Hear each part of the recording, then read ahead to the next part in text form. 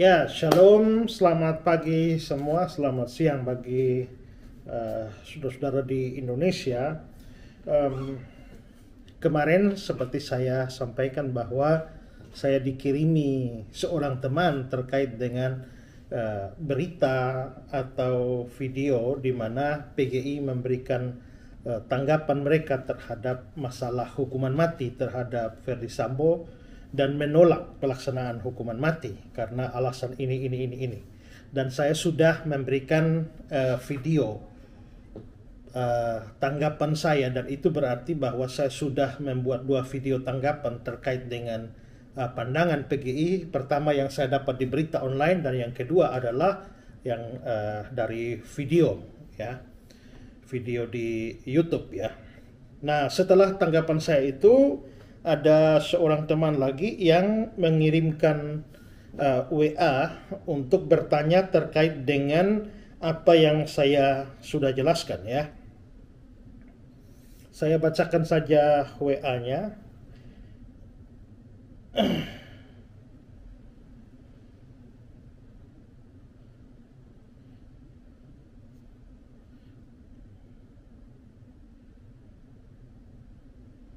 Oke, WA-nya begini. Pak Esra, saya sudah nonton video tanggapan Anda. Hanya saya masih bingung soal ini. Anda katakan hukuman mati adalah perintah Allah. Tapi di penjelasan Pak Esra bilang negara boleh menerapkan, boleh juga tidak. Nah, kalau hukuman mati adalah perintah, kenapa Anda bilang lagi bisa diterapkan dan bisa juga tidak diterapkan? Nah, begini saudara-saudara, ya. Perintah-perintah hukuman mati di dalam Alkitab itu ada di dalam hukum Taurat, ya. Walaupun beberapa bagian itu bisa dipakai menjadi dukungan, tetapi perintah-perintah secara eksplisit itu ada di dalam hukum Taurat, di dalam kitab-kitab Musa. Nah, kita perlu tahu, dan saya juga sudah jelaskan berulang-ulang, bahwa sebenarnya hukum Taurat itu kalau dilihat dari isinya dan sifatnya, maka itu terbagi menjadi 3. Pertama namanya adalah hukum moral. Hukum moral itu misalnya jangan 10 hukum lah, ya. Nah, hukum moral itu berlaku terus di mana saja, kapan saja, pada zaman apa saja, itu hukum moral itu tetap berlaku, ya. Kalau dia ada perintah harus dilakukan, kalau dia larangan jangan dilakukan. Kalau perintahnya tidak dilakukan, larangannya dilakukan, maka itu menjadi dosa bagi siapapun. Itu hukum moral. Tapi yang kedua ada yang namanya hukum seremonial. Hukum seremonial ini terkait dengan aturan-aturan upacara peribadatan Israel. Misalnya, kalau berdosa harus ambil kambing, domba. Kalau ada kelahiran lalu harus ada upacara pentahiran, ini, itu, dan sebagainya. Persembahkan burung tekukur dan sebagainya. Itu semua adalah hukum seremonial. Dan yang ketiga itu adalah hukum sipil. Nah, hukum sipil itu adalah terkait dengan peraturan-peraturan kehidupan berbangsa dan bernegara untuk orang Israel pada zaman itu, ya. Nah, seperti misalnya orang yang nabi palsu misalnya ditangkap, dihukum mati. Lalu juga orang yang melanggar aturan Sabat, dengan kata lain pada hari Sabat dia tidak berbakti, maka dia dihukum mati, dan banyak kasus hukuman mati lain. Itu masuk pada hukum sipil. Nah, hukum moral tadi saya sudah katakan itu tetap berlangsung di mana saja. Tidak melakukannya atau melakukan padahal itu dilarang, itu menjadi dosa. Sedangkan hukum seremonial, hukum upacara itu memang tidak dimaksudkan untuk berlaku selama-lamanya. Di dalam Ibrani pasal 9 ayat 10 itu dibilang bahwa itu hanya berlaku sampai tiba waktu pembaharuan, dan waktu pembaharuan itu adalah Yesus. Ibrani 10 ayat 1 bilang semua itu hanya bayangan, ya, hanya bayangan dari apa yang akan datang, yang wujudnya ialah Kristus. Begitu Kristusnya datang, bayangannya selesai, tidak lagi dipakai atau dilaksanakan. Makanya orang Kristen sekarang, karena Yesus anak domba Allah sudah datang mengorbankan dirinya, maka orang Kristen tidak lagi mengorbankan kambing domba untuk korban dalam peribadatan. Nah, sedangkan hukum sipil itu semacam undang-undang negara Israel pada waktu itu, dan itu berlaku bagi bangsa Israel yang sifatnya adalah teokrasi, ya.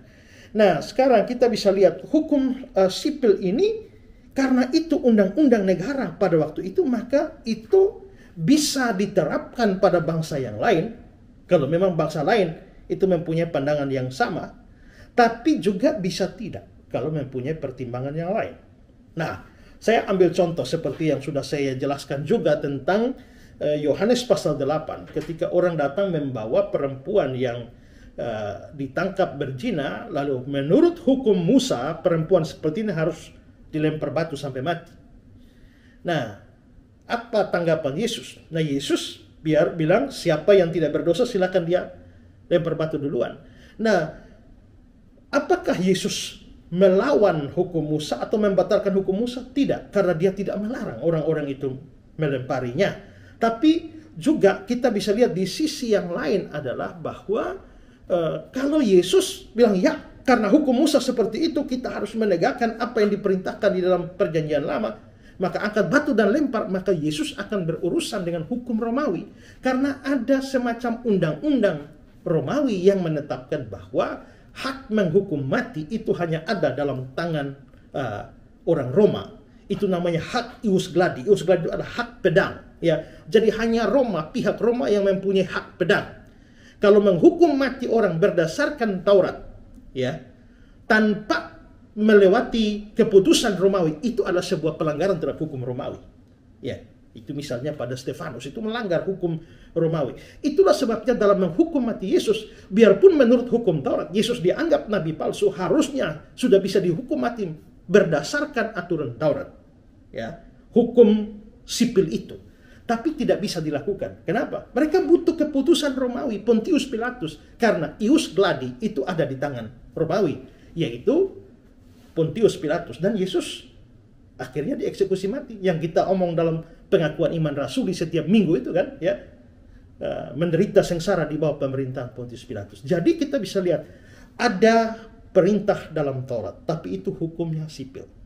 Nah, pada saat Romawi, ya, Romawi, walaupun Romawi menerima hukuman mati persis seperti Taurat, tetapi menetapkan bahwa bukan imam-imam yang menjatuhkan putusan, melainkan pihak Romawi, maka itu tidak diberlakukan. Karena apa? Karena itu hukum sipil dan yang berlaku karena Romawi yang menjajah bangsa Yahudi dan bangsa-bangsa lain, maka keputusannya pada Romawi, bukan pada para tua-tua Yahudi. Nah, dengan begini, mari kita kembali kepada persoalannya, bahwa ada perintah di dalam hukum Taurat untuk hukuman mati. Nah, bagaimana dengan kita di Indonesia? Karena yang harus berlaku di Indonesia ini adalah hukum negara kita, bukan hukum Israel, hukum sipil pada waktu itu.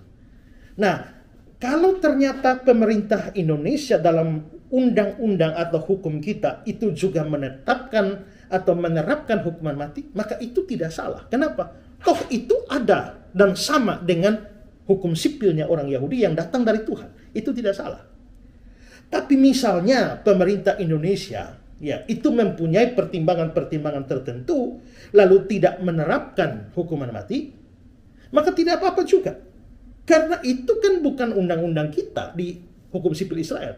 Undang-undang kita harus ikut undang-undang negara kita. Itu persis seperti Yesus yang walaupun dia tidak menentang hukuman mati yang ditetapkan di dalam Taurat, tapi begitu negara Roma itu tidak menerapkan hukuman mati atas keputusan tua-tua, maka dia tetap mengikutinya. Ya, jadi di sini itulah sebabnya saya bilang, mengapa sampai hukuman mati itu diperintahkan oleh Allah, tapi kita boleh melakukan karena pasti tidak salah. Tapi boleh tidak menerapkannya karena yang harus diikuti itu kan undang-undang negara kita, bukan undang-undang Israel. Biarpun undang-undang Israel, hukum sipilnya diperintahkan oleh Tuhan. Nah, jadi kalau memang ada yang mau berupaya supaya di Indonesia tidak dilakukan hukuman mati, juga dan seandainya itu berhasil, ya no problem. Karena kita hidup berdasarkan undang-undang negara kita. Nah, ada yang mau memperjuangkan penghapusan hukuman mati, itu juga no problem. Tapi ingat, jangan memakai alasan bahwa itu bertentangan dengan firman. Jangan memakai alasan bahwa itu bertentangan dengan sifat Allah yang penuh kasih lah, apa segala macam. Seperti yang diargumentasikan oleh PGI. Jadi, Seandainya ada kelompok yang mau memperjuangkan penghapusan hukuman mati, tapi dia pakai alasan-alasan lain lah yang saya nggak tahu alasannya apa. Pokoknya bukan alasan menyalahkan hukuman mati.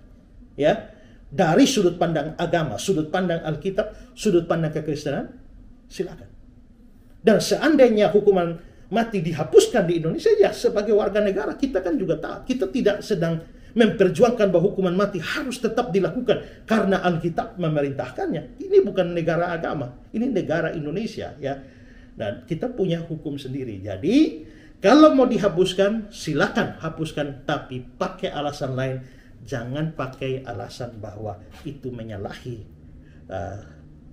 hukum kasih, hukum pengampunan dari Tuhan, itu tidak benar, itu biadab, itu kuno, dan lain sebagainya. Itu tidak lagi sesuai dengan konteks dan macam-macam alasan yang adalah alasan teologis. Jadi sebenarnya reaksi atau tanggapan saya terhadap apa yang dikatakan oleh PGI kemarin itu lebih kepada alasan teologis yang mereka pakai untuk menentang pelaksanaan hukuman mati. Jadi hukuman mati memang adalah perintah Tuhan. Di mana?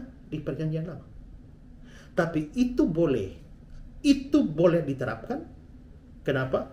Karena tidak salah. Kalau Taurat mengajarkan itu dan itu menjadi undang-undang Israel pada waktu itu tidak salah. Tapi boleh tidak diterapkan kalau negara kita itu tidak mau sejalan dengan Taurat dan mau berpikir tentang hal yang lain dan punya pandangan sendiri. Ya, jadi itulah sebabnya saya bilang bahwa itu diperintahkan Tuhan, boleh dilakukan, boleh tidak dilakukan. Dengan catatan, kalau tidak dilakukan atau dihapuskan, jangan sekali-kali menyalahkan kitab suci, jangan sekali-kali menyalahkan kekristenan, atau jangan sekali-kali menyalahkan hal itu karena dianggap bertentangan dengan hukum kasih, hukum pengampunan, penebusan, dan bertentangan dengan Kristus. Oke, demikian penjelasan saya dan Tuhan memberkati saudara sekalian. Shalom.